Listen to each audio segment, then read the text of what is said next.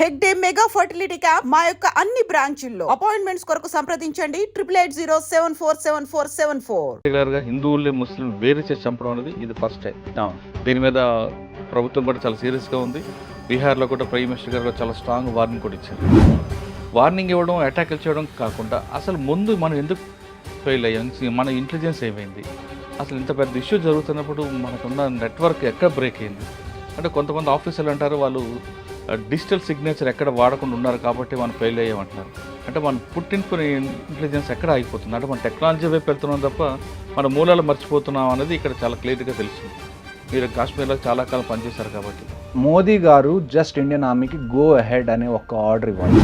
మనకి చిన్నప్పటి నుంచి ఇప్పటి వరకు నేర్పించింది ఏంటంటే నాన్ వైలెన్స్. ఇవాళ ఏం అవసరం ఉంది చెప్పండి పాకిస్తాన్తో మనం సంబంధం పెట్టుకోవడానికి? ప్రతిసారి ఇలాగ ఏదో ఒకటి జరుగుతుంది, మీరు 2 రోజులు గట్టిగా అరుస్తారు, ఆ తర్వాత మళ్ళీ మనకి పాకిస్తాన్ ఇండియా క్రికెట్ మ్యాచ్ కావాలి అంటారు. ఇలాగైతే కుదరదు కదా. జరిగినప్పుడు మనం క్యాండిల్ ర్యాలీ తీస్తాం, ఆ తర్వాత మళ్ళీ పాకిస్తాన్. అంతెందుకు మన హైదరాబాద్లో రీసెంట్గా పాకిస్తాన్ వచ్చి ఇక్కడ ఆడినప్పుడు మీరు చూసారు ఎయిర్పోర్ట్లో ఎలాగంటి crowd. Indian navy great, Indian air force great అనేవాళ్ళు తప్ప వాళ్ళ కొడుకుల్ని పంపించేవాళ్ళు ఎంతమంది. మాకు ఫోన్లు రావాల్సిన అవసరం కూడా లేదు, మేము వెంటనే ప్యాక్ చేసుకొని మేము వెళ్ళడానికి వీఆర్ వెరీ రెడీ. ఎవరి దగ్గర అయితే దాన్ని ఏమంటారు శక్తి లేదో వాళ్ళ మీద మీరు శక్తిని ప్రదర్శించారు. బయటకు వచ్చారు మీరు రిటైర్ అయి వచ్చిన తర్వాత ఈ ఇన్సిడెంట్ వినగానే మీ రక్తం బాయిల్ అయిందా, మరొకసారి వెళ్దాం అనిపించిందా? ఖచ్చితంగా నేను మీకు ఇందాడి నుంచి అదే చెప్తున్నాను. If war is the only solution now, మాకు ఫోన్ కాల్స్ లెటర్స్ రావాల్సిన అవసరం కూడా లేదండి. Welcome to I dream. కాశ్మీర్లో కాల్పులు మూత ఆగిపోవాలన్నా, పాకిస్తాన్ ఆగడానికి పులి స్టాప్ పడాలంటే భారత ప్రభుత్వం ఏం చేయాలి, ముఖ్యంగా ప్రజలు ఏం చేయాలి అనే విషయంపై మనతో మాట్లాడడానికి మాజీ మేజర్ హర్షవర్ధన్ గారు ప్రస్తుతం ఉన్నారు. ఆయన అడిగి చాలా క్లారిటీ తీసుకుంది. సార్ నమస్తే అండి. జై హింద్ మురళి గారు. సార్ కాశ్మీర్ ఇష్యూ చూస్తున్నామండి. ఫస్ట్ టైం టూరిస్టులను టార్గెట్ చేయడం. అవును, మనం గతంలో మాట్లాడుకున్నట్లుగా ఎప్పుడు అమర్నాథ్ యాత్రకు వెళ్తున్నప్పుడు వాళ్ళని టార్గెట్ చేయడం, భక్తులను టార్గెట్ చేయడం తప్ప టూరిస్టులను డైరెక్ట్గా చేయడం అనేది ఎక్కడ కనపడలేదు. అవును, మీకు చెప్తున్నా, గతంలో మనం డిస్కస్ చేసినట్టుగా టూరిస్ట్ స్పాట్స్ కొన్ని ఉన్నాయి. ఆ స్పాట్స్లో అన్ఎక్స్పెక్టెడ్ జరగడం తప్ప ఇంత పెద్ద లార్జ్గా చనిపోవడం, పర్టికులర్గా హిందువుల్ని ముస్లిం వేరు చేసి చంపడం అనేది ఇది ఫస్ట్ టైం. దీని మీద ప్రభుత్వం కూడా చాలా సీరియస్గా ఉంది. బీహార్లో కూడా ప్రైమ్ మినిస్టర్ గారు చాలా స్ట్రాంగ్ వార్నింగ్ కూడా ఇచ్చారు. వార్నింగ్ ఇవ్వడం, అటాక్లు చేయడం కాకుండా అసలు ముందు మనం ఎందుకు ఫెయిల్ అయ్యాం, మన ఇంటెలిజెన్స్ ఏమైంది, అసలు ఇంత పెద్ద ఇష్యూ జరుగుతున్నప్పుడు మనకున్న నెట్వర్క్ ఎక్కడ బ్రేక్ అయింది అంటే కొంతమంది ఆఫీసర్లు అంటారు వాళ్ళు డిజిటల్ సిగ్నేచర్ ఎక్కడ వాడకుండా ఉన్నారు కాబట్టి మనం ఫెయిల్ అయ్యామంటున్నారు. అంటే మన పుట్టింపుని ఇంటెలిజెన్స్ ఎక్కడ ఆగిపోతుంది అంటే మన టెక్నాలజీ వైపు వెళ్తున్నాం తప్ప మన మూలాలు మర్చిపోతున్నాం అనేది ఇక్కడ చాలా క్లియర్గా తెలుస్తుంది. మీరు కాశ్మీర్లో చాలా కాలం పనిచేశారు కాబట్టి ఇక్కడ ఫెయిల్యూర్ ఎక్కడ కనిపిస్తుంది అంటారు? చూడండి, ఫస్ట్గా మాట్లాడుకుంటే ఆర్మీ కానివ్వండి, సిఆర్పిఎఫ్ కానివ్వండి, జేఎండ్కే పోలీస్ కానివ్వండి, ఇంటెలిజెన్స్ ఫెయిల్యూర్ అయితే మాత్రం దీన్ని మనం ఖచ్చితంగా అనాల్సిందే. దానికి ఒప్పుకోవాల్సిందే. తప్పు ఉన్నప్పుడు ఒప్పుకోవాలి, అప్పుడే మనం దాన్ని కరెక్ట్ చేసుకోగలదు. అలా కాదు తప్పు లేదు, మా తప్పేం లేదు అంటే that is not the right approach to a problem. ఇంకొకటి, ఇందాక మీరు చెప్పినట్టు ప్రతిసారి అమర్నాథ్ యాత్రకు ఎవరైతే భక్తులు వెళ్తారో వాళ్ళ మీద అటాక్ చేయడానికి చాలాసార్లు అటెంప్ట్స్ జరిగినాయి, అటాక్స్ జరిగినవి కూడా ఇంతకుముందు. కానీ టూరిస్ట్ మీద, పర్యాటకుల మీద డైరెక్ట్గా అటాక్ అనేది ఇప్పటి వరకు జరగలేదు. మేబీ అదొక రీజన్ అయి ఉండొచ్చు, దాన్ని మనం ముందే యాంటిసిపేట్ చేయకపోవడానికి. అట్ ద సేమ్ టైం నాకు ఎక్కడో లింక్ మిస్ అవుతుందని అనిపిస్తుంది ఇందులో. ఎందుకంటే నేను ఇందాక చెప్పినట్టుగా పర్యాటకుల్ని డైరెక్ట్గా టార్గెట్ చేసి, అది కూడా ఇంతమందిని, అంటే ఇంతకు ముందు కూడా టూరిస్ట్ కొంతమంది చనిపోయారు కాశ్మీర్కి వచ్చినప్పుడు. మేబీ వాళ్ళు స్టోన్ పెల్టింగ్ మధ్యలో ఇరుక్కొని, లేకపోతే ఆపరేషన్స్ మధ్యలో ఇరుక్కొని చనిపోయారే తప్ప డైరెక్ట్గా టార్గెట్ చేసి టూరిస్ట్ని చంపింది అన్నది ఇంతకుముందు నేను ఎప్పుడు చూడలేదు. సో ఇందులో దీని అర్థం ఏంటో నేను కూడా అర్థం చేసుకోవడానికి ట్రై చేస్తున్నాను. ఇక్కడ అన్నిటికన్నా మెయిన్ ప్రాబ్లం మనకేంటి అంటే లోకల్ సపోర్ట్ లేకుండా ఇదంతా జరగడం అనేది ఇంపాసిబుల్. ఇంకొక విషయం మనందరం ఒకటి గుర్తుపెట్టుకోవాల్సిన విషయం ఏంటి అంటే దిస్ ఈజ్ ఇస్లామిక్ టెర్రరిజం. మీకు నచ్చినా నచ్చకపోయినా, మీకు వినడానికి ఇబ్బందిగా ఉన్నా లేకపోయినా, I'm not here to give politically correct statements. This is Islamic terrorism. నేను ఎందుకు చెప్తున్నాను అంటే ఇస్లాం అనేది ఒక్క ఇండియాలోనే కాదు కదా ఉంది. ఇప్పుడు పాకిస్తాన్ని మనం ఏమంటాం? పాకిస్తాన్ని మనం ఇస్లామిక్ రిపబ్లిక్ ఆఫ్ పాకిస్తాన్ అంటాం. వాళ్ళు వచ్చి హిందువులందరూ టూరిస్ట్ అందరినీ ఒకవైపు నుంచోబెట్టి, ముస్లిమ్స్ అందరినీ ఒకవైపు నుంచోబెట్టి వాళ్ళ ప్యాంట్లు కిందకి దింపి చెక్ చేసి చంపుతున్నారు అంటే what is the reason behind it? వాళ్ళు చంపిన తర్వాత వెళ్ళి మీ మోదీకి చెప్పుకోండి ఇలాంటి స్టేట్మెంట్స్ ఇస్తున్నారు అంటే దాని అర్థం ఏంటి? దాని అర్థం ఏంటి అంటే పాకిస్తాన్ పుట్టిందే హిందూ హేట్రేడ్ మీద. మీరు దాన్ని డినై చేయలేరు. 2 నేషన్ థియరీ ఏదైనా కావచ్చు, వాళ్ళు వేరుగా మాకు ల్యాండ్ కావాలి, మేము వేరే కంట్రీ పెట్టుకుంటాం అని అన్నప్పుడు that is not out of వాళ్ళు ఏదో డెవలప్ అవ్వాలి వాళ్ళ సొంతంగా అని కాదు. That just one plain reason is వాళ్ళకి హిందూస్తో ఉండడం ఇష్టం లేదు. సో ఇప్పుడనే కాదు, నేను కాశ్మీర్లో నేను సర్వ్ చేసినప్పటి నుంచి లాస్ట్ 1947లో ఎప్పుడైతే మనం ఇండిపెండెంట్ అయ్యామో అప్పటి నుంచి చూసుకుంటే ఇప్పటి వరకు ప్రతిసారి there is always hate angle. రీసెంట్గా మనకి బలూచిస్తాన్లో బలూచ్ లిబరేషన్ ఆర్మీ అనేది ఆ ట్రైన్ మీద అటాక్ చేసి హైజాక్ చేసి చాలా పెద్ద ఆపరేషన్ చేశారు వాళ్ళు పాకిస్తాన్ ఆర్మీ మీద. అలాంటి హైజాక్ అనుకోవచ్చా, లేదు వాళ్ళు ఇండిపెండెన్స్ కోసం వాళ్ళు చేశారు అనుకోవచ్చు? ఇండిపెండెన్స్ కోసమే ఈ ఫైట్. కానీ దాన్ని హైజాక్ అని అనకూడదు. హైజాక్ ఎందుకు అంటున్నాను అంటే అందులో వాళ్ళు ఒక్క సివిలియన్స్ని కూడా ఎక్కడా టచ్ చేయలేదు.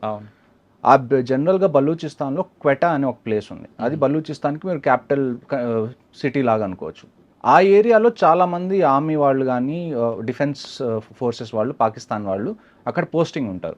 కానీ అక్కడి నుంచి మెయిన్ పాకిస్తాన్కి రీచ్ అవ్వాలంటే ఆ ట్రైన్ ఒక్కటే దారి. సో ఎవరైనా కానీ పోస్టింగ్కి వెళ్ళినా డిప్లాయ్మెంట్కి వెళ్ళినా మళ్ళీ లీవ్కి వెళ్ళాలన్నా కానీ ఆ ట్రైన్ ఒక మెయిన్ అదొక్కటే లింక్ కనెక్టింగ్, అది మెయిన్ కనెక్షన్ పాయింట్ అనమాట. సో దాని మీద వాళ్ళు అటాక్ చేసి హైజాక్ చేసినప్పుడు కూడా ఒక్క సివిలియన్ని కూడా వాళ్ళు అక్కడ ఉంచడం కానీ వాళ్ళకి హాని చేయడం కానీ చేయలేదు. సో ఇదే ఇప్పుడు even if you are fighting, మీరు ఒకవేళ ఫైట్ చేస్తున్నా కానీ there are some unsaid rules. ఈ అన్సెడ్ రూల్స్లో ఒకటి ఏంటి అంటే టూరిస్ట్ మీద ఎప్పుడూ డైరెక్ట్గా అటాక్ చేయకూడదు అనేది ఒక అన్సెడ్ రూల్. ఎందుకంటే ఒకవేళ టూరిస్ట్ మీద అటాక్ చేస్తే పాకిస్తానీ బేస్డ్ టెర్రరిస్ట్ కానివ్వండి, లేకపోతే కాశ్మీరీ బేస్డ్ టెర్రరిస్ట్ కానివ్వండి, వీళ్ళు అట్ ద ఎండ్ వచ్చి విధ్వంసం అంతా సృష్టించాల్సింది ఎక్కడ? కాశ్మీర్లో. ఒకవేళ టూరిస్ట్ని ఏమన్నా చేస్తే టూరిజం ఎఫెక్ట్ అయింది, దానివల్ల లోకల్స్ ఇబ్బంది పడతారు. లోకల్స్ ఇబ్బంది పడితే ఆ టెర్రరిస్ట్కి వాళ్ళు సపోర్ట్ ఇవ్వరు అని ఎక్కడో వాళ్ళకి తెలుసు. అందుకని ఇన్ని రోజులు వాళ్ళు ఎప్పుడు కూడా టూరిస్ట్ని డైరెక్ట్గా టార్గెట్ చేయలేదు. కానీ మొదటిసారి వాళ్ళు టూరిస్ట్ని టార్గెట్ చేశారు అంటే now more than the government, more than the army, more than the air force or the navy, అందరికన్నా పెద్ద responsibility is with Kashmiri people. How they respond to this. ఇది జరిగింది. ఇప్పుడు ఇది మీరు ఇన్ని రోజులు ఆర్మీ మీద అటాక్ చేశారు, వీఆర్ గివింగ్ అవర్ రెస్పాన్స్, అక్కడి వరకు బాగానే ఉంది. మీరు ఇప్పుడు పర్యాటకుల్ని టార్గెట్ చేశారు, దీనివల్ల టూరిజం ఎఫెక్ట్ అవుతుంది. ఈ టూరిజం ఎఫెక్ట్ అవ్వడం వల్ల డైరెక్ట్గా ఫుడ్ చైన్లో అందరికన్నా ఎఫెక్ట్ అయ్యేది ఎవరు? Kashmiri local population. వాళ్ళు మీ ఇంటి గడప దాకా తీసుకొచ్చారు. ఇప్పుడు మీకు మాకేం సంబంధం లేదు, వాళ్ళు ఆర్మీని టార్గెట్ చేస్తుంటే మాకేం సంబంధం అని ఎన్ని రోజులు మీరు అన్నారు. కానీ ఇప్పుడు వాళ్ళు మీ పొట్టకూటి మీద కొట్టడానికి ట్రై చేస్తున్నారు. వచ్చారు. ఇప్పుడు మీరు ఎలా బిహేవ్ చేస్తారు అన్న దాని మీదే నెక్స్ట్ స్టెప్స్ కాశ్మీర్ ఫ్యూచర్ అనేది ఆధారపడి ఉంటుంది. నేను సాధారణంగా కాశ్మీర్లో నేను గతంలో వెళ్ళినప్పుడు ఎక్కడైనా భయపడితే మీరేం భయపడక్కర్లేదు, మా ప్రాణం అడ్డంగా ఉంటుందంటూ కాశ్మీరీ వాళ్ళు చెప్తుంటారు. ఆ షికారీ వాళ్ళు కానీ చెప్తున్న గుర్రాలు వాళ్ళు కూడా, వాళ్ళని కూడా కాకుండా వచ్చి వాళ్ళు ఒక ఆయన గుర్రం నడిపే వ్యక్తి కూడా చంపారు. అంటే ఏ మెసేజ్ ఇస్తున్నారంట వాళ్ళు? నేను అదే కదండి ఇందాక నుంచి చెప్తుంది. మెసేజ్ వాళ్ళు ఇచ్చేసారు క్లియర్గా, మాకు మీరు తింటున్నారా తినట్లేదా యాజ్ ఏ కాశ్మీరీ పాపులేషన్ మాకు అనవసరం, మాకు మీరు హిందూ అయితే చాలు, మేము మిమ్మల్ని చంపేస్తానని చెప్పి వాళ్ళు చెప్పారు. దీని అంతటి వల్ల కాశ్మీర్లో వచ్చే ఎఫెక్ట్ ఏదైతే ఉందో అది గవర్నమెంట్ మీద ఆధారపడలేదు, ఆర్మీ నేవీ ఎయిర్ ఫోర్స్ మీద కూడా ఆధారపడలేదు. ఫైనల్గా అది ఆధారపడేది కాశ్మీరీ పాపులేషన్. ఇక్కడి నుంచి వాళ్ళు ఏ స్టెప్ తీసుకుంటారు. మీరు వీళ్ళని ఎంకరేజ్ చేస్తూ ఉంటే ఇలాంటివి జరుగుతూనే ఉంటాయి. మీరు మళ్ళీ ఆర్టికల్ 370 ముందు ఏ పొజిషన్లో ఉన్నారో ఆ పొజిషన్లోకి వెళ్ళిపోతారు. అంటే కాశ్మీర్ కాపాడాలంటే కాశ్మీరేజ్ ఉండాలి ముందు. కాశ్మీరీస్ దానిలో అందరికన్నా వాళ్ళకు ఒక క్లారిటీ రావాలి. నేను ఇంతకు ముందు చాలా పాడ్కాస్ట్లో కూడా చెప్పాను, మీకు పైన మొత్తం చాలా నీట్గా చాలా క్లీన్గా టూరిజం బాగా పెరుగుతుందని మీకు అనిపిస్తుంది, కానీ లోపల ఏంటి మైండ్ సెట్ అనేది మనం కనీసం దాన్ని అబ్జర్వ్ చేసి కనీసం ఒక 15-20 సంవత్సరాలు పీస్ఫుల్గా ఉంటే తప్ప కాశ్మీర్ అనేది మారదు. కాశ్మీర్ మీద రీసెంట్గా బలూచిస్తాన్లో అటాక్ అయిన తర్వాత పాకిస్తాన్ చీఫ్ ఆసిమ్ మునీర్ ఎవరైతే ఉన్నారో ఆయన ఒక స్పీచ్ ఇచ్చారు రీసెంట్గా, కాశ్మీరీస్ ఆర్ జగ్యులర్ వెయిన్ అది ఇది అని చెప్పి. 1947 దగ్గర నుంచి 2025 వరకు ఆల్మోస్ట్ 75 ఏళ్ళు దాటినాయి. ఇప్పటి వరకు వాళ్ళు కంటిన్యూస్గా ఫస్ట్ ఒక 10 ఏళ్ళు పంజాబ్లో చేశారు, ఆ తర్వాత మనకి బెంగాల్లో చేస్తున్నారు, ఇప్పుడు బంగ్లాదేశ్ ఉన్నప్పుడు అవుతుంది, ఈస్ట్ పాకిస్తాన్ ఉన్నప్పుడు కూడా అయింది, ఆ తర్వాత కాశ్మీర్ మీద కంటిన్యూస్గా జరుగుతుంది. ఇప్పుడు మీరు చెప్పండి, వాట్ షుడ్ వీ డూ? ఇప్పటి వరకు మీరు మమ్మల్ని అడిగేవాళ్ళు కదా, మీరు ఫస్ట్లో నేను ఆర్మీలో జాయిన్ అయినప్పుడు నాకు వచ్చే క్వశ్చన్స్ ఎలా ఉండేవో తెలుసా? మనం ఎందుకు కాశ్మీర్లో అంతమంది ఫోర్సెస్ని పెడుతున్నాం, కాశ్మీర్ని ఇచ్చేయచ్చు కదా, ఎందుకు ఈ గొడవంతా అని. ఇప్పుడు మీకు అర్థమై ఉండాలి, ఒకవేళ మనం కాశ్మీర్ ఇచ్చేసాం అనుకుందాం for the debate purpose, Kashmir అనేది మనం ఇచ్చేసాం, మనకేం గొడవలు వద్దు అని చెప్పి. డూ యూ రియలీ థింక్ వాళ్ళు కాశ్మీర్ దగ్గర అవుతారు? ఇంకా ముందుకు కాశ్మీర్ ఇప్పుడు ఎక్కడైతే పాకిస్తాన్ ఆక్యుపైడ్ కాశ్మీర్లో అన్ని టెర్రరిజం క్యాంప్స్ ఉన్నాయో ఆ క్యాంప్స్ అన్ని కాశ్మీర్లోకి షిఫ్ట్ అవుతాయి. కాశ్మీర్ తర్వాత పంజాబ్, పంజాబ్ తర్వాత హిమాచల్ తర్వాత ఉత్తరాఖండ్, ఇక్కడికి టెర్రరిజం రావడం స్టార్ట్ అవుతుంది. ఆ 3 ఆక్యుపై చేసుకుంటారు. ఆ తర్వాత ఢిల్లీకి వస్తారు, చిన్నగా మీ ఇంటి దాకా వస్తారు. అప్పుడు చండీగఢ్ నుంచి మన అటువైపు వెళ్తారు, కరాచీ వైపు వెళ్ళిపోవచ్చు. అప్పుడు మీరు ఏం చేస్తారు? సో ఇప్పుడు ఏంటి అంటే we're ready for this is the time when the entire country should support the government. Government ఏ డెసిషన్ తీసుకున్నా కానీ ఇప్పుడు మనకి విభేదాలు ఉండకుండా అంటే ఏకతాటిగా గవర్నమెంట్ని సపోర్ట్ చేయడం ఈ టైంలో అన్నది చాలా ఇంపార్టెంట్. ఇప్పుడు ఒకవేళ గవర్నమెంట్ వారే ఒక ఫైనల్ సొల్యూషన్ అని అనుకుంటే వీఆర్ రెడీ ఫర్ ఇట్. నేను మీకు లాస్ట్ టైం కూడా చెప్పాను, for the next 5 years I'm still in reserve list. నేనేదో వార్ జరగాలి అని చెప్పట్లేదు. ఒకవేళ జరిగితే మేము పార్టిసిపేట్ చేయడానికి రెడీగా ఉన్నాం. There is no second question.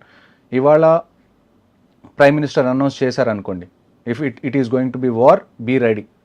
మేము ఎప్పుడు రిపోర్ట్ చేయాలో దానికన్నా 10 రోజుల ముందే రిపోర్ట్ చేస్తాం. We will be available. కానీ ఒక డెసిషన్ తీసుకోండి. This can't go on like this. 75 ఏళ్ళ నుంచి ఇదే జరుగుతుంది, ఇంకొక 25 ఏళ్ళు మీరు ఇదే జరగాలి అని అనుకుంటే మాత్రం మీరు వదిలేసేయండి. ఏదో చిత్క ఆపరేషన్స్ చేసి అయిపోతాయి. ఇక్కడ అన్నిటికన్నా మెయిన్ ప్రాబ్లం మనకి టెర్రరిజం కాదు, అన్నిటికన్నా మెయిన్ ప్రాబ్లం మనకి పాకిస్తాన్ ఆర్మీ. మీరు ఒక విషయం గుర్తుపెట్టుకోవాలి, every country has an army, but Pakistan army has a country. ఇది మీరు ఫస్ట్ నుంచి చూస్తున్నారు. ఎప్పుడైతే అక్కడ ఒక స్ట్రాంగ్ లీడర్, ఒక ప్రైమ్ మినిస్టర్ గాను ప్రెసిడెంట్ గాను అవుతారో పాకిస్తాన్లో, వెంటనే ఏమవుతుందండి?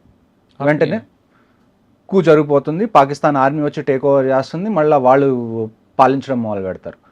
ఇప్పుడు ఏదైతే ఈ బలూచిస్తాన్లో జరిగిందో దీని తర్వాత పాకిస్తాన్ ఆర్మీకి క్రెడిబిలిటీ పడిపోతుంది. ఇలాంటి టైంలో వాళ్ళ క్రెడిబిలిటీని కాపాడుకోవడానికి దిస్ మస్ట్ బీ సమ్ చాలా డెస్పరేట్గా చేసిన డైవర్షన్ చేయడం అంటారు కాదు, చాలా ఇప్పుడు డెస్పరేట్గా ఉన్నారు. ఇంకా వాళ్ళని వాళ్ళు ప్రూవ్ చేసుకోవాలి. ఇప్పుడు ఈ అటాక్ అవుతుంది, ఈ అటాక్ అయితే మనకి ఈజీగా తెలుసు ఇది పాకిస్తాన్ చేయించింది అని. ఇప్పుడు మన గవర్నమెంట్ ఏముంటుంది, లేకపోతే మన ప్రజలు ఏమంటారు, పాకిస్తాన్ మీద యాక్షన్ తీసుకోవాలి అంటారు. ఈ రీజన్ని పట్టుకొని ఆసిమ్ మునీర్ ఏమంటాడు, చూడండి హిందూస్ అందరూ మన మీద దాడి చేస్తున్నారు, ఇప్పుడు మనకి ఫండ్స్ కావాలి, పాకిస్తాన్ మొత్తం ఒకటవ్వాలి, లేకపోతే మీరు ఆర్మీకి సపోర్ట్ చేయాలి అని చెప్పి ఇవన్నీ మైండ్ గేమ్స్. ఈవెన్చువల్గా ఏమవుతుందండి, పిఓకే ఏమంటాం మనం, పాకిస్తాన్ ఆక్యుపైడ్ కాశ్మీర్ మంది అంటాం కదా. మరి ఎల్సీ ఏం చేస్తుంది మధ్యలో? ఎల్సీని జరపండి. మీరు ఒక్కసారి ఇండియన్ ఆర్మీకి ఆర్డర్ ఇచ్చి చూడండి. మోదీ గారు జస్ట్ ఇండియన్ ఆర్మీకి గో అహెడ్ అనే ఒక ఆర్డర్ ఇవ్వాలి చాలు. నేను మీకు 2020, 2019 ఆ టైం విషయం చెప్తాను. డీజీఎంఓ అని ఒక అపాయింట్మెంట్ ఉంటుంది ఆర్మీలో, పాకిస్తాన్ ఆర్మీలో కూడా ఉంది, ఇండియన్ ఆర్మీలో కూడా ఉంది. డీజీఎంఓ అంటే డైరెక్టర్ జనరల్ మిలిటరీ ఆపరేషన్స్. అంటే ఈ 2 కంట్రీస్లో ఏ మిలిటరీ ఆపరేషన్స్ జరగాలన్నా అది డీజీఎంఓ దగ్గర నుంచి ఇనిషియేట్ అవుతుంది.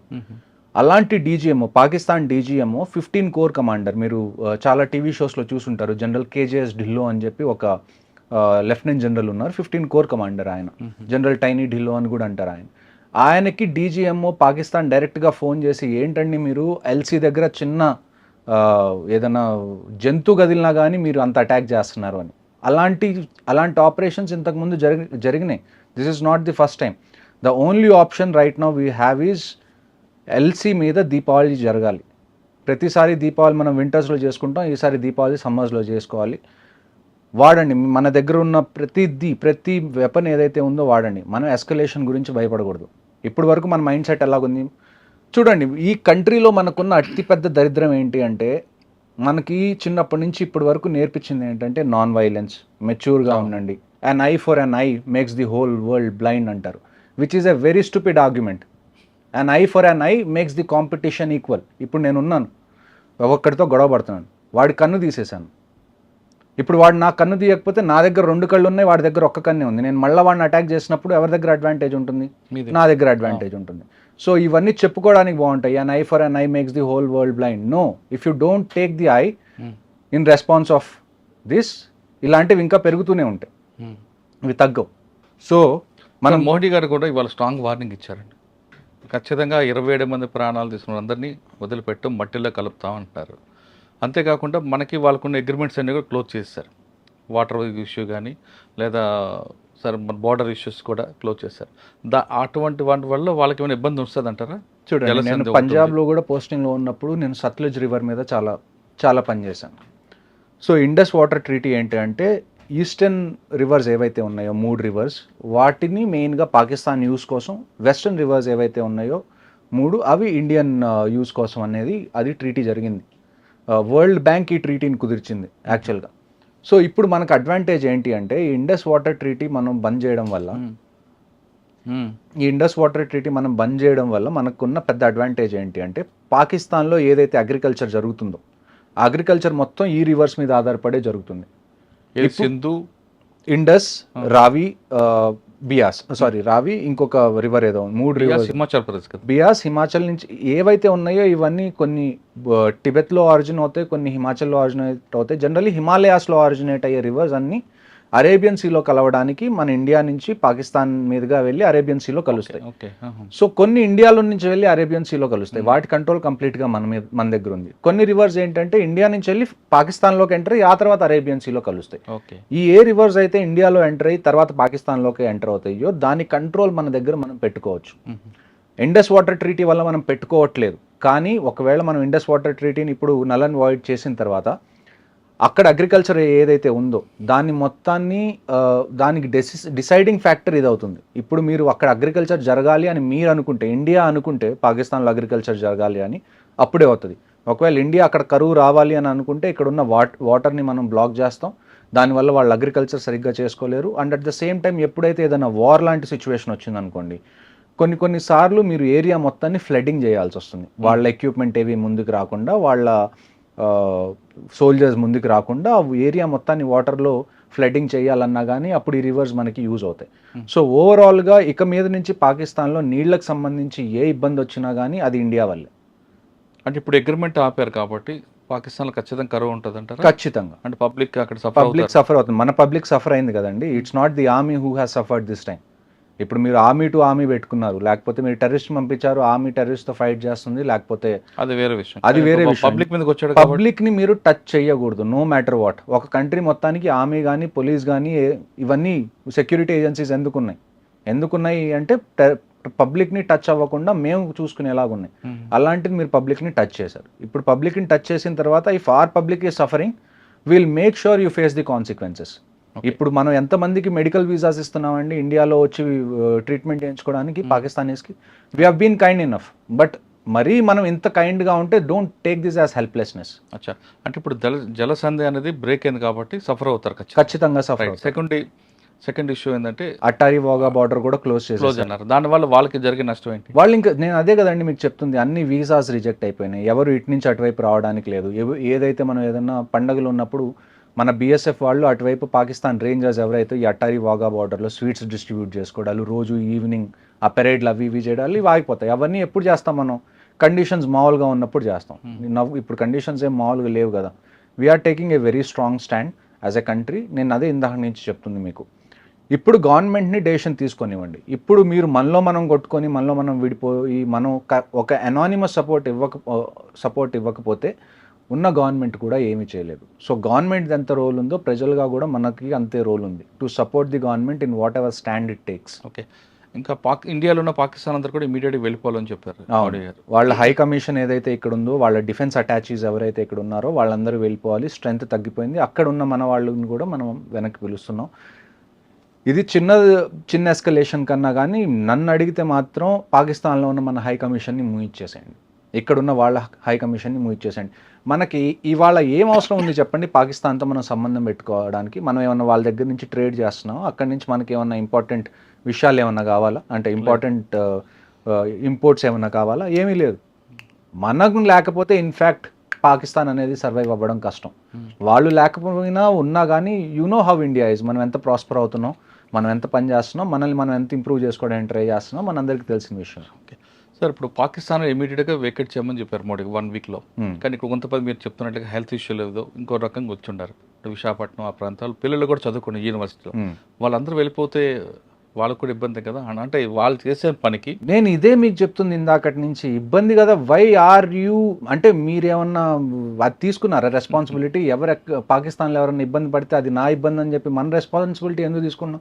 ఒకవైపు వాళ్ళ గవర్నమెంట్ అంతా ఇది చేస్తుంది, మరి మనం ఎందుకు వాళ్ళు ఏమైపోతారో అనుభూతి చూపించగలదంట. ఎందుకు అంత మెచ్యూరిటీ ఎందుకు? 75 ఏళ్ళ నుంచి మీకు ప్రతిసారి ఇలాగ ఏదో ఒకటి జరుగుతుంది, మీరు 2 రోజులు గట్టిగా అరుస్తారు, ఆ తర్వాత మళ్ళీ మనకి పాకిస్తాన్ ఇండియా క్రికెట్ మ్యాచ్ కావాలి అంటారు.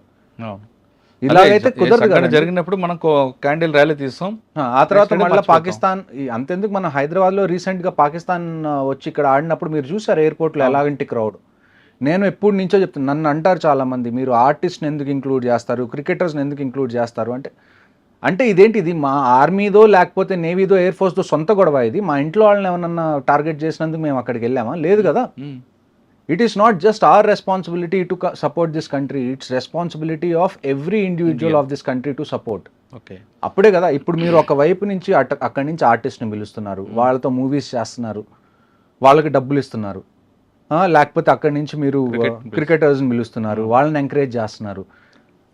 ఒకప్పుడు ఎప్పుడైతే యుఎస్కి రష్యాకి గొడవ ఉన్నప్పుడు, కోల్డ్ వార్ ఎప్పుడైతే జరుగుతున్నప్పుడు, ఒక్కొక్క కంట్రీ రెండో కంట్రీలో, అంటే యుఎస్లో ఎప్పుడైతే ఒలింపిక్స్ జరిగినాయో రష్యా దాన్ని బాయ్కాట్ చేసింది, రష్యాలో ఎక్కడైతే ఒలింపిక్స్ జరిగినాయో యుఎస్ దాన్ని బాయ్కాట్ చేసింది. జస్ట్ యుఎస్ అండ్ రష్యా కాదు, వీళ్ళ సపోర్టింగ్ కంట్రీస్ ఏవైతే ఉన్నాయో అవి కూడా బాయ్కాట్ చేసింది అటెండ్ అవ్వడానికి. అంత పెద్ద ఒలింపిక్స్నే జనాలు బాయ్కాట్ చేస్తున్నారు వాళ్ళ కంట్రీ మీదకి ఏమన్నా వస్తే. మీరు ఆఫ్టర్ ఆల్ ఛాంపియన్స్ ట్రోఫీ కోసం ఏడుస్తున్నారు. అంటే మీరు చెప్తుంది అక్కడ కంట్రీలో ఉన్న వాళ్ళ ప్రతి సిటిజన్ కమిట్మెంట్ ఉంది, మన దగ్గర కమిట్మెంట్ మన దగ్గర కూడా ఉందండి. మీరు ఇప్పుడు వాళ్ళ సొసైటీలో చూసుకుంటే 90% of the people support what ever the government is going to do.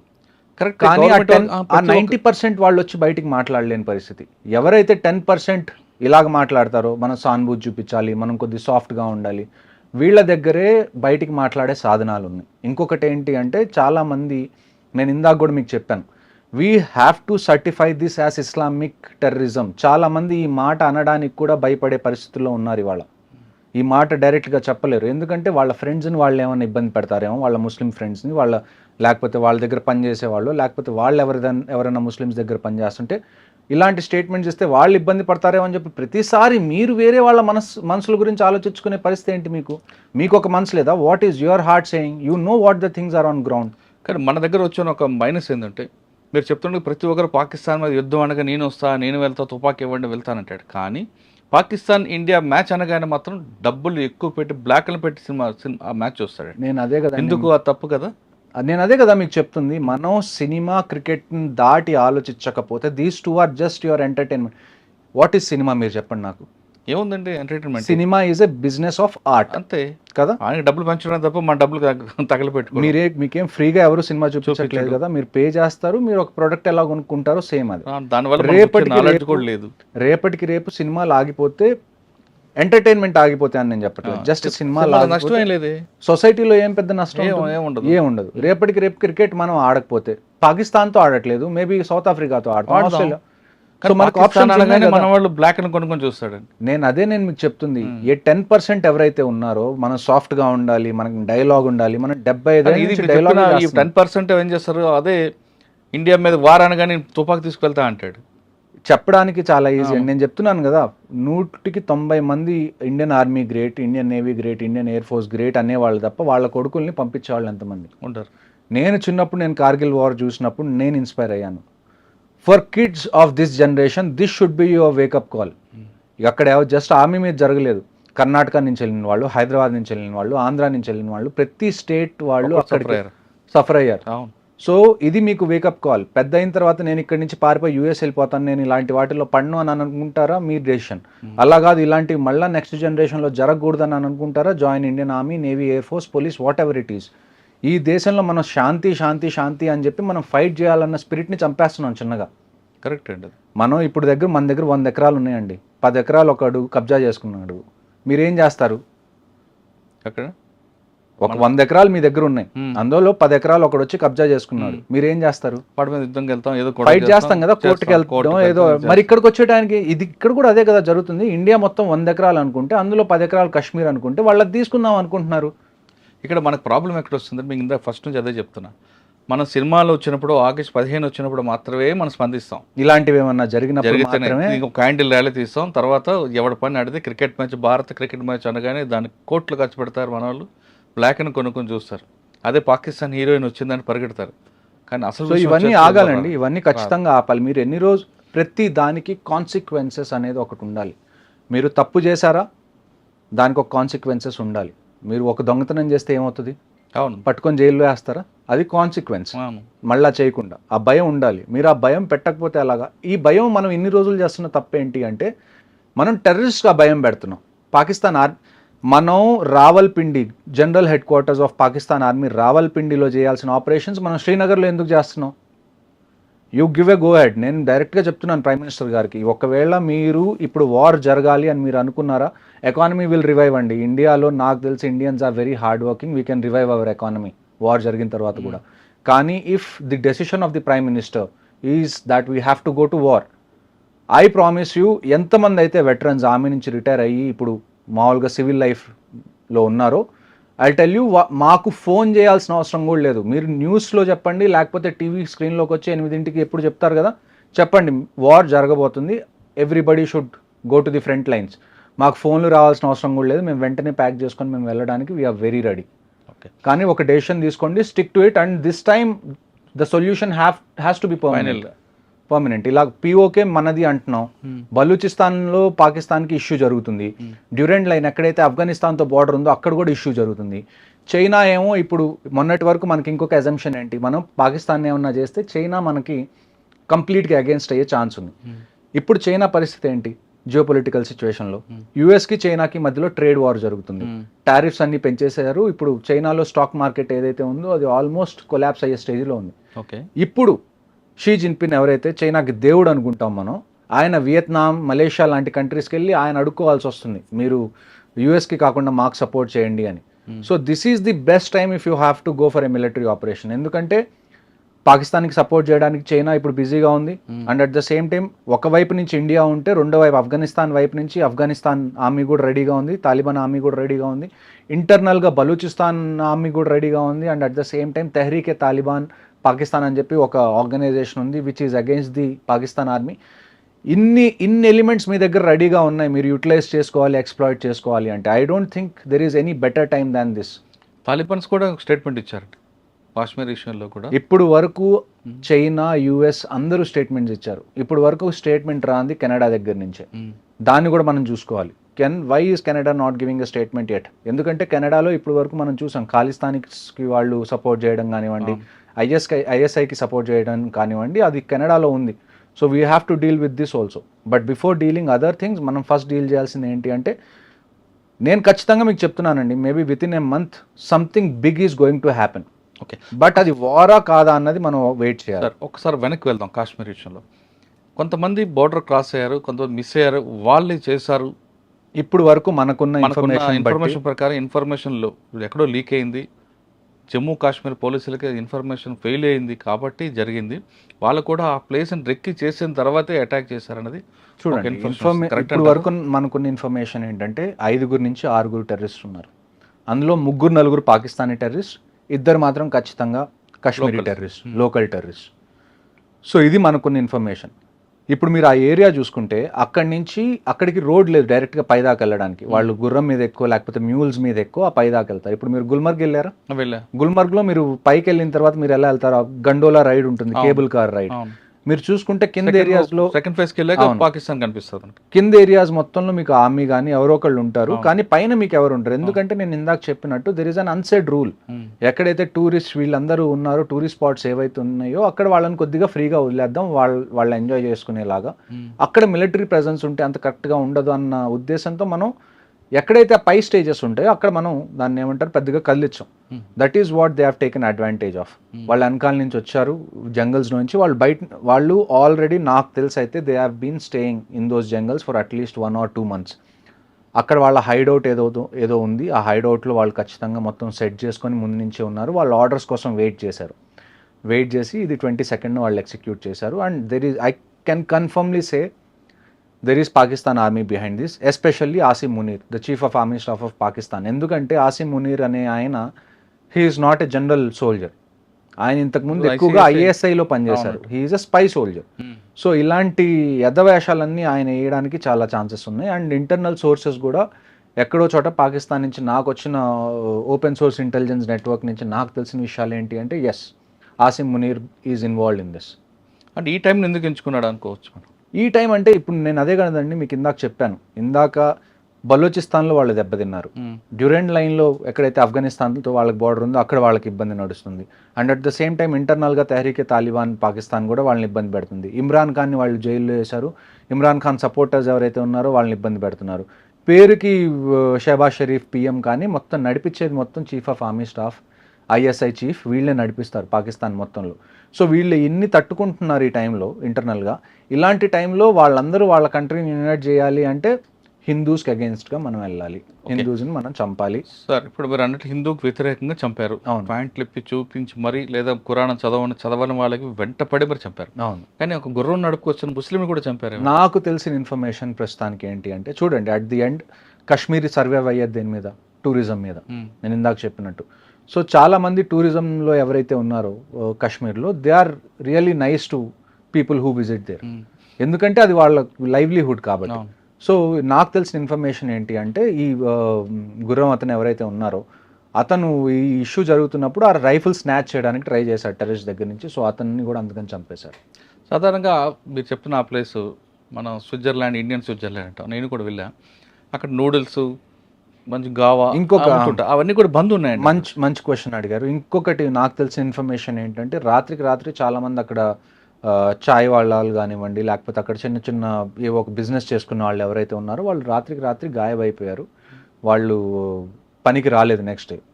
So somewhere locals also కొంతమందికి తెలుసు నెక్స్ట్ డే ఇలాగేదో పెద్దది జరగబోతుందని. ఎందుకంటే ఇలాంటివి నేను కాశ్మీర్లో డే టు డే బేసిస్ నేను చూసేవాడిని. ఎప్పుడైతే ఎక్కడన్నా ఏదైనా ఇన్సిడెంట్ జరుగుతుంది అంటే మాకుండే ఫస్ట్ ఇండికేషన్ రోజు రెగ్యులర్గా కనిపించే విషయాలు కనిపించకపోవడం. That is the first indication. అంటే ఇప్పుడు మీకు ఒక ఏరియాలో 10 కొట్లు ఉన్నాయండి, రోజు ఓపెన్ అవుతాయి, రోజు అక్కడ బిజినెస్ నడుస్తుంది. ఒక్కసారిగా మీరు ఒకరోజు మార్నింగ్ వెళ్ళగానే 10 కొట్లు 10కి 10 బంద్ ఉన్నాయి అంటే ఏదో జరగబోతుంది అని చెప్పి. సో నెక్స్ట్ టైం కూడా ఇలాంటివి ఏమన్నా ఉంటే, నేను ఇందాక మీరు చెప్పినట్టు ఇక్కడ చేంజ్ అనేది రావాలి అంటే army, navy, air force, these people are doing it for the last 75 years. Change ఎప్పుడు వస్తుంది అంటే కాశ్మీరీ లోకల్ ఎప్పుడైతే వాళ్ళు వీళ్ళకి సపోర్ట్ చేయడం ఆపేస్తారో అప్పుడే వస్తుంది. కానీ ఇప్పుడు మీకున్న ఇన్ఫర్మేషన్ ప్రకారం మరొకసారి దాడి జరిగే అవకాశం ఉందంటున్నారు, వాస్తవం? చూడండి, కొంతమంది ఇంకా ఆల్మోస్ట్ 1500 మంది OGWs అంటాం మేము, ఆన్ గ్రౌండ్ వర్కర్స్. అంటే మీరు సివిల్ భాషలో స్లీపర్ సెల్స్ అని అనుకోవచ్చు. 1500 మందిని డిటైన్ చేశారు. 1500 మందిని డిటైన్ చేయడం అంటే చిన్న విషయం కాదు. 1500 మందికి ఎన్ని జైల్స్ కావాలో మీరు ఆలోచించండి.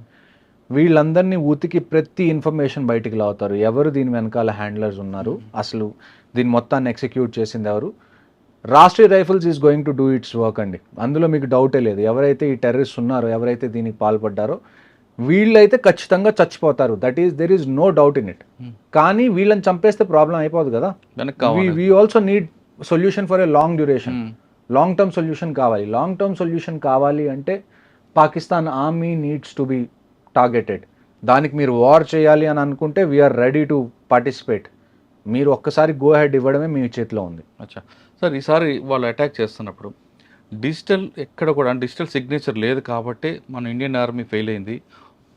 కంప్లీట్గా మనం డిజిటల్ మీద, ఎలక్ట్రానిక్ దీని మీద ఎక్కువ ఉన్నాం, సెల్ ఫోన్స్ వాటి మీద మనం ఎక్కువ ఫోకస్ చేస్తాం. కానీ ఫుడ్ ఇంటెలిజెన్స్కి మనం ప్రయారిటీ ఇవ్వలేదు కాబట్టి ఈసారి వచ్చిందని ఒక వార్త ఉంది, వాస్తవం అంటారు అది? చూడండి, మీకు నేను లాస్ట్ టైం మాట్లాడినప్పుడు కూడా నేను చెప్పాను, ఇంట్ అనేది 2 రకాల. ఫోన్స్ కానీ ఏది కూడా యూజ్ చేయలేదు కదండి. ఎలాగో అలాగా ఇప్పుడు ఒక ఆపరేషన్ చేయాలి అని అనుకుంటే ఎక్కడో చోట కమ్యూనికేషన్ అనేది వాళ్ళు ఎస్టాబ్లిష్ చేసుకోవాలి, తప్పదు అది. ఎప్పుడు అంటే బీట్ ఫిజికల్గా కానివ్వండి, లేకపోతే టెక్నికల్గా కానివ్వండి, మనకి 2 రకాల ఇంటెలిజెన్స్ ఉంటాయి. ఒకటి ఫిజికల్ ఇంటెలిజెన్స్, ఒకటి టెక్ ఇంటెలిజెన్స్. ఫిజికల్ ఇంటెలిజెన్స్ కన్నా టెక్ ఇంటెలిజెన్స్ మీద మనం ఎందుకు డిపెండ్ అవుతాము అంటే technical intelligence is most of the time is very accurate. ఎందుకంటే కరెక్ట్ ఉంటుంది, పిన్ పాయింట్ మనకు దొరుకుతుంది. లేకపోతే దాన్ని ఏమంటారు, ఇప్పుడు ఫిజికల్ సోర్సెస్ ఉన్నారు అయినా అవునా కాదా ఇటువంటి కొంచెం కొద్దిగా అందులో దాన్ని ఏమంటారు, మనకు కూడా డౌట్స్ ఉంటాయి. వీళ్ళు నిజంగా టెర్రరిస్ట్ గురించి చెప్తున్నారా లేకపోతే మనల్ని టార్గెట్ చేయడానికి చూస్తున్నారా అన్నది. అలాగే చాలా మంది ప్రాణాలు కోల్పోయిన ఆపరేషన్స్ లో చాలా ఉన్నాయి. ఆ తర్వాతే మనం టెక్నికల్ ఇంటెలిజెన్స్ మీద ఎక్కువ డిపెండ్ అయ్యాం. ఎందుకంటే టెక్నికల్ ఇంటెలిజెన్స్ వల్ల ఏమవుతుంది అంటే కొన్ని సిమ్ కార్డ్స్ వాడేవాళ్ళు మనకి కనీసం ఒక 10 meters రేడియస్లో ఎక్కడ ఉన్నారన్నది తెలుస్తుంది. 10 meter రేడియస్లో మనకు తెలియడం అంటే చాలా చాలా అక్యురేట్ అన్నట్టు. కొన్ని నెట్వర్క్స్లో ఎలాగుంటుంది అంటే అట్లీస్ట్ 200-300 meters. కొద్దిగా డిఫికల్ట్ అయినా కానీ 200-300 మీటర్స్ మనం కవర్ చేయడం పెద్ద ఇష్యూ కాదు. కొన్ని నెట్వర్క్స్ ఎలాగుంటాయంటే ఇంట్లో ఏ రూమ్లో కూర్చున్నా కూడా మనకి 5 మీటర్స్ అక్యురసీ ఉన్న నెట్వర్క్స్ కూడా ఉన్నాయి. ఓకే. సో అందుకని మనం ఎక్కువగా టెక్నికల్ ఇంటెలిజెన్స్ మీద డిపెండ్ అవ్వడం మొదలు పెడుతున్నాం. ఇంకొక విషయం ఏంటి అంటే టెక్నికల్ ఇంటెలిజెన్స్ ఎందుకు ఇంపార్టెంట్ అంటే కాశ్మీర్లో నేను మీకు చెప్పినట్టుగా ఇట్స్ సివిలియన్ ఏరియాస్ చాలా ఉన్నాయి. మీరు అర్బన్ వార్ఫేర్ అనేది చేయాలి. ఈ టెక్నికల్ ఇంటెలిజెన్స్ వల్ల ఏమవుతుంది అంటే కొలెటరల్ డ్యామేజ్ అనేది కంప్లీట్గా తగ్గిపోతుంది. సో అందుకని మనం టెక్నికల్ ఇంటెలిజెన్స్కి ఎక్కువగా మనం ప్రయారిటీ ఇస్తాం. కానీ మీరు చెప్తున్నాక ఫుడ్ ఇంటెలిజెన్స్ కిందకి ఇవ్వట్లేదు మరి. ఫుడ్ ఇంటెలిజెన్స్ ఇవ్వట్లేదని కాదండి, ఫుడ్ ఇంటెలిజెన్స్ కూడా మన దగ్గర ఉంటుంది, కానీ అదంత అక్యురేట్ కాదు అంటున్నాను నేను. అదే అవునట కాదట అది డౌట్ఫుల్ గా ఉంటుంది కొద్దిగా. కూడా ఆర్మీని కూడా మిస్యూజ్ చేయడానికి కూడా. ఇంకొక న్యూస్ ఏమొచ్చింది మనకి దీని మీద అప్డేట్ ఏం తెలిసింది, వచ్చిన వాళ్ళు ఆర్మీ యూనిఫామ్ వేసుకొని వచ్చారు, వాళ్ళు జనాల్ని కన్ఫ్యూజ్ చేశారు. అన్నిటికన్నా నాకు బాధేసిన విషయం ఏంటి అంటే ఇదంతా జరిగిన తర్వాత కొంతమంది అడవులోకి పారిపోయారు చాలామంది టూరిస్ట్. ఇండియన్ ఆర్మీ అక్కడికి వచ్చి వాళ్ళందరినీ రెస్క్యూ చేస్తే వాళ్ళందరూ భయపడుతున్నారు. అంటే అసలు ఇండియన్ ఆర్మీని చూసి కూడా వాళ్ళకి ఏమనిపిస్తుంది అంటే మళ్ళీ టెర్రరిస్ట్ వచ్చారు మమ్మల్ని చంపడానికి అని. ఇండియన్ ఆర్మీ వాళ్ళని కూర్చోబెట్టి లేదు మేము ఆర్మీ వాళ్ళని చెప్పి నచ్చ చెప్పాల్సి వచ్చింది. అది పరిస్థితి, అక్కడ గ్రౌండ్ రియాలిటీ అది. ఇక్కడ హైదరాబాద్ లాగానో లేకపోతే గుంటూరు లాగానో విజయవాడ లాగా లాంటి రియాలిటీ కాదు ఇక్కడ. ఇక్కడ మనకి ప్లేన్స్ ఉన్నాయి, ప్రతి చోటకి మీరు ప్రతి చోటకి రోడ్డు ఉంది, మీరు వెహికల్ తీసుకొని ఆల్మోస్ట్ అక్కడ దాకా వెళ్ళొచ్చు. కానీ కాశ్మీర్ అలా కాదు, టెరైన్ పరంగా కూడా మనకి చాలా ఛాలెంజింగ్, ఆ తర్వాత క్లైమేట్ పరంగా కూడా మనకి చాలా ఛాలెంజింగ్గా ఉంటుంది. కానీ ఏ ఛాలెంజెస్ ఉన్నా కానీ నేను మీకు చెప్తుంది అదే, ఇఫ్ ఆ సొల్యూషన్ ఏదన్నా గవర్నమెంట్ తీసుకుంటే we're ready to encourage it, we're ready to participate in it. Okay sir, ఇప్పుడు కొంతమంది ఎస్కేప్ అయ్యారు అంటే కొంతమంది దాటి ఉండొచ్చు, లేదా ఇంకా లోపల కొంతమంది ఉండొచ్చు. మరొకసారి అటాక్ చేసే అవకాశం ఉందంటే కేవలం పెహల్గాం కాకుండా మిగతా ఆ తర్వాత కూడా ఇప్పుడు 2 ఆపరేషన్స్ జరిగినాయండి. ఆ తర్వాత కూడా నేను అదే చెప్తుంది, కాశ్మీర్లో ప్రతిరోజు ఏదో ఒక సెక్టర్లో ఆపరేషన్ అనేది జరుగుతుంది. బారాముల్లాలో నిన్న 2 మనం చంపేశాం, టెర్రరిస్ట్ని ఎంటర్ అవుతున్నప్పుడు బారాముల్లా సెక్టర్లో. ఇవాళ ఉదయం నుంచి మళ్ళీ ఇంకొకటి ఆపరేషన్ స్టార్ట్ అయింది ఉదంపూర్ దగ్గర బసంత్ నగర్లో. అందులో పారా ఎస్ఎఫ్ సోల్జర్ కూడా మళ్ళీ ఒక ఆయన ఇవాళ చనిపోయారు. నిన్న జరిగిన 22న జరిగిన అటాక్లో హైదరాబాద్కి చెందిన ఐబీ ఆఫీసర్ చనిపోయారు. ఆ తర్వాత ఒక Indian navy officer lieutenant Vinay అని, ఆయనకి గట్టిగా ఒక వారం రోజులైంది మ్యారేజ్ అయ్యి హనీమూన్ మీద వైఫ్తో కలిసి అక్కడికి వెళ్ళారు, ఆయన చనిపోయారు. So every drop of blood there will be a revenge. అంటే ఇప్పుడు చనిపోయిన 26 మంది ఉన్నారండి, చంపిన 4 ఉన్నారు. ఆ 4 మనం చంపుతామా లేదా వాళ్ళని? ప్రతి ఒక్కళ్ళు, 4 కాదు, ఈ 4కి ఎవరైతే సపోర్ట్ చేశారో, ఈ ప్లాన్ ఎవరైతే వేశారో, దీన్ని ఎవరైతే ఎగ్జిక్యూట్ చేశారో, వీళ్ళకి లాజిస్టిక్ సపోర్ట్ ఎవరు ఇచ్చారో ప్రతి ఒక్కళ్ళు. ఇజ్రాయెల్ చేసిందండి, ఇజ్రాయెల్ లాంటిది ఏం చేసింది, గాజాకి వెళ్ళింది, ఎవరైతే సపోర్ట్ చేశారో వాళ్ళందరినీ చంపేసింది. రష్యా యుక్రెయిన్ మీదకి వెళ్ళింది, మనం ఎందుకు వెళ్ళలేం? మన మీద కోర్టులో కేసు వేస్తారు, ఇంటర్నేషనల్ కోర్ట్ ఆఫ్ జస్టిస్లో ఏనివ్వండి. కోర్టు కేసులు మీరు సివిల్లో చూస్తారు కదా, ఎన్ని రోజులు నడుస్తాయి కోర్టు కేసులు? సంవత్సరాలు నడుస్తాయి, నడవనివ్వండి. మీకు this is the time you have to teach them A lesson. మీరు ఇంకా దీన్ని డిలే చేసి మేము సాఫ్ట్గా ఉంటాం, మేము పద్ధతిగా ఉంటాం, మనం ఏమన్నా సవాలమా? అవును, ప్రతిసారి ఇలాగ మన మీద ఏదైనా జరగడం, మనం ఒక 2 రోజులు క్యాండిల్ పట్టుకోవడం, మళ్ళీ ఒక 2-3 నెలల తర్వాత మళ్ళీ క్రికెట్ కావాలి, లేకపోతే అక్కడి నుంచి యాక్టర్స్ కావాలి అని మాట్లాడుకోవడానికి. At least this time take a stand. ఎందుకంటే ఈసారి జరిగింది ఆర్మీ మీద కాదు, మనకి పుల్వామా జరిగింది. పుల్వామా ఎవరి మీద జరిగింది? ఆర్మీ మీద జరిగింది, సిఆర్పిఎఫ్ మీద జరిగింది. బట్ దిస్ టైం ప్రజల మీదకి వచ్చింది. ఎవరి దగ్గర అయితే ఒక వెపన్ లేదు, ఎవరికైతే ఏ ఇంటెన్షన్ లేదు మీతో గొడవపడాలనుకున్న వాళ్ళ మీద, ఎవరి దగ్గర అయితే దాన్ని ఏమంటారు శక్తి లేదో వాళ్ళ మీద మీరు శక్తిని ప్రదర్శించారు. ఇప్పుడు మీ మీద శక్తి ఉన్న వాళ్ళు ప్రదర్శిస్తే ఎలా ఉంటుందో మీకు తెలుస్తుంది ఈవెన్చువల్గా. ఓకే సార్, ఫైనల్గా చెప్పండి, బయటకు వచ్చారు మీరు, రిటైర్ అయిపోయి వచ్చిన తర్వాత ఈ ఇన్సిడెంట్ వినగానే మీ రక్తం బాయిల్ అయిందా? మరొకసారి వెళ్దాం అనిపించిందా? నేను మీకు ఇందాటి నుంచి అదే చెప్తున్నాను, if war is the only solution now, మాకు ఫోన్ కాల్స్ లెటర్స్ రావాల్సిన అవసరం కూడా లేదండి. We're in the reserve list, we will be there the next morning. మేము రిపోర్ట్ చేస్తాం మా రెజిమెంట్స్కి, మీరు డెసిషన్ తీసుకోండి, వీఆర్ రెడీ. సార్ అక్కడికి వెళ్ళిన తర్వాత అంటే ఇంతకుముందు కూడా మీరు వారంలోనే దాంట్లో చూస్తుంటారు, మీకు ఎవరు గైడెన్స్ చేస్తారు? ఒక దగ్గర జరిగింది, ఇన్ఫర్మేషన్ ఉంది, కొట్టరండి అంటారా, లేదు వాడిని పికప్ చేస్తారమంటారు? అంటే ఫస్ట్ ప్రయారిటీ అరెస్టా పికప్? ఇలాంటి విషయాలు జరిగినప్పుడు అరెస్ట్ అనేదానికి మీరు నన్ను పర్సనల్గా అడిగితే అండి, నేను అరెస్ట్ చేయాలి అంటాను. ఒకసారి చంపేయాలి, ఒకసారి some times death is kindness. ఒకడిని చంపేస్తే మనం వాడి మీద జాలి చూపించినట్టు అర్థం ఇలాంటి వాళ్ళని. నన్ను అడిగితే ఈసారి వీ షుడ్ అరెస్ట్ దెమ్.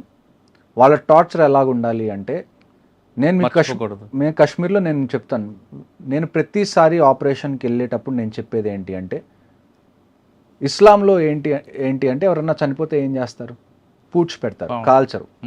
కాలిస్తే వాళ్ళు దాన్ని ఏమంటారు, వాళ్ళ రిలీజన్ బట్టి అది దాన్ని అగేన్స్ట్. ఏ టెర్రరిస్ట్ అయితే ఇస్లాం పేరు చెప్పుకొని ఇక్కడికి వచ్చి పిచ్చి పనులు చేస్తున్నాడో, make sure he doesn't get buried, make sure he gets burnt, he gets roasted. వాళ్ళకి ఎలాగ ఉండాలి అంటే, వాళ్ళు ఏదైతే అనుకొని వచ్చారో, నేను ఇదంతా చేస్తే నేను స్వర్గానికి వెళ్తాను, నేను నన్ను పూడ్చిపెట్టిన తర్వాత అని అనుకున్నారో, ఆ థాట్ని చంపేసేయండి. నేను ఇప్పుడు కూడా అదే చెప్తున్నాను, ఎవరైతే వీళ్ళు ఉన్నారో నన్ను పర్సనల్గా అడిగితే killing them is not the answer. వాళ్ళని నుంచోబెట్టి వాళ్ళకి కనీసం ఒక 2-3 సంవత్సరాలు ప్రతిరోజు చిత్రహింసలు పెడితే తప్ప నెక్స్ట్ వచ్చే వాళ్ళకి ఆ భయం ఉండదు. చంపేస్తే ఏమవుతుంది, వస్తున్నాం చస్తున్నాం, వీ విల్ గెట్ 72 వర్జిన్స్ అనే డిల్యూషన్లో ఉన్నారు వీళ్ళు. అవును, జిహాద్ అంటున్నాడు కదా. ఆ, ఈసారి రానివ్వండి, పట్టుకోండి, వాళ్ళని చంపకుండా వాళ్ళని జీవత్వాల్లాగా ఎన్ని రోజులు ఉంచగలిగితే అన్ని రోజులు మీరు ఉంచండి.